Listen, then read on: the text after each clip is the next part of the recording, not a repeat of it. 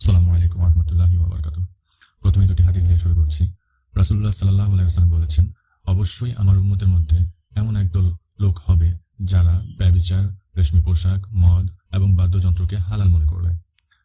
দ্বিতীয় হাদিসটি হচ্ছে, রাসূলুল্লাহ সাল্লাল্লাহু আলাইহি ওয়াসাল্লাম বলেছেন, তোমাদের প্রত্যেকেই তার রবের সাথে সংলাপরত থাকে, সুতরাং তোমরা একে অপরকে কষ্ট দিও না এবং কিরাতের ক্ষেত্রে একে অপরের চেয়ে আওয়াজ উঁচু করো না। তো এ দুটাই সহিহ হাদিস দ্বারা বর্ণিত। এখন আমি আপনাদেরকে যেই কথাটা বলতে চাচ্ছি সেটা হচ্ছে যে আমরা প্রত্যেকেই মোবাইল নিয়ে মসজিদে যাতায়াত করি। তো মোবাইলটা এখন আমাদের অবশ্যই একটা অপরিহার্য বস্তু হয়ে দাঁড়াচ্ছে, কারণ এটা ছাড়া সম্ভব না, কারণ আমাদের কমিউনিকেশনের ক্ষেত্রে মোবাইলটা অপরিহার্য। তো দেখা যায় যে যারা মোবাইল নিয়ে মসজিদে যায় তাদের অবশ্যই বাইরে থাকা হয় বেশি, আর সেক্ষেত্রে দেখা যায় অনেক সময় আমরা তাড়াহুড়ার কারণে হোক, মনের ভুলে হোক, যে কারণেই হোক, আমরা রিংটোন অফ করতে ভুলে যাই অনেক ক্ষেত্রে। তো একটা জিনিস আপনি খেয়াল করলে দেখতে পাবেন যে মোবাইলে কিন্তু আমাদের বেশিরভাগ মানুষের রিংটোন দেওয়া থাকে। তো রিংটোন দেওয়া থাকার কারণে দেখা যায় যে ওটা মসজিদে সালাতুত অবস্থায় হোক আর সালাতুত থাকা অবস্থায় না হোক, দুটা ক্ষেত্রেই দেখা যায় যে মসজিদে রিংটোন বেজে উঠতেছে, সেটা কিন্তু আপনার বাদ্যযন্ত্রের মধ্যেই পড়ে। তাহলে আমি আপনাকে বলি আরেকটা হাদিস। এখন রাসূলুল্লাহ সাল্লাল্লাহু আলাইহি ওয়াসাল্লাম বলেছেন, ঘন্টি বা ঘন্টা হলো শয়তানের বাদ্যযন্ত্র, এবং অন্য হাদিস আসছে বা কাফিলার সাথে কুকুর বা ঘন্টি থাকে, সেখানে রহমতের ফেরেশতা থাকে না। তাহলে আপনি একটা জিনিস চিন্তা করে দেখেন, এখন যদি কেউ মসজিদে বাদ্যযন্ত্র নিয়ে স্পিকারে গান বাজায় আর আপনার ফোনে রিংটোন বেজে ওঠে, কোনো পার্থক্য আছে কি? একটু ভেবে দেখেন তো, আসলে কি কোনো পার্থক্য আছে? তাহলে ওই যে ব্যক্তি মসজিদে ঢুকে গান বাজালো, বাদ্যযন্ত্র বাজালো, আর আপনি মোবাইল নিয়ে এনে বাজালেন, তাহলে এই দুইজনের মধ্যে কি পার্থক্য? আপনি বলবেন যে একজন অচেতন অবস্থায় বাজাইছে, একজন সচেতন অবস্থায় বাজাইছে।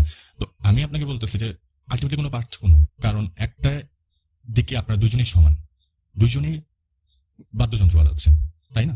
তো যখন বাদ্যযন্ত্র বাজাচ্ছেন, আপনাদের মধ্যে কিন্তু কেউ অসচেতন নাকি কেউ সচেতন এটা দেখার বিষয় না। বিষয়টা হচ্ছে আপনি কোথায় বাজাচ্ছেন, সেটা হচ্ছে মূল বিষয়।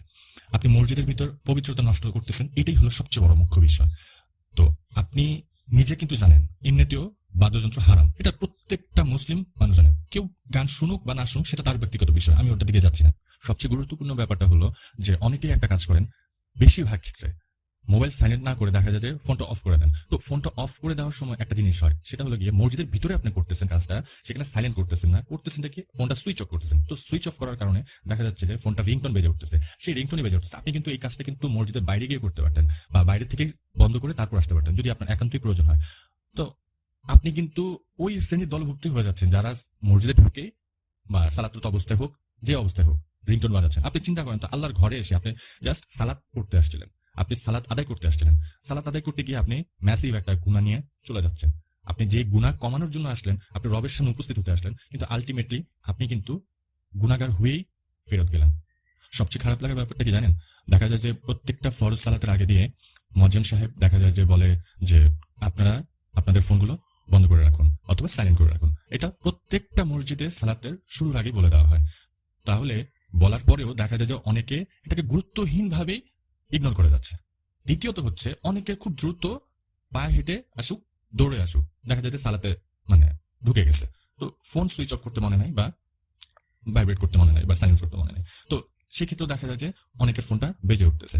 তো এই জন্য আমি বলবো যে আমরা সালাতে আসার আগেও অবশ্যই প্রস্তুতি নিয়ে আসবো, কিন্তু সালাদ যখন শুরু করব বা যে অবস্থায় থাকি না কেন, ফোনটা সুইচ অফ করতে যেন আমরা না ভুলি অথবা সাইলেন্ট করতে না ভুলি।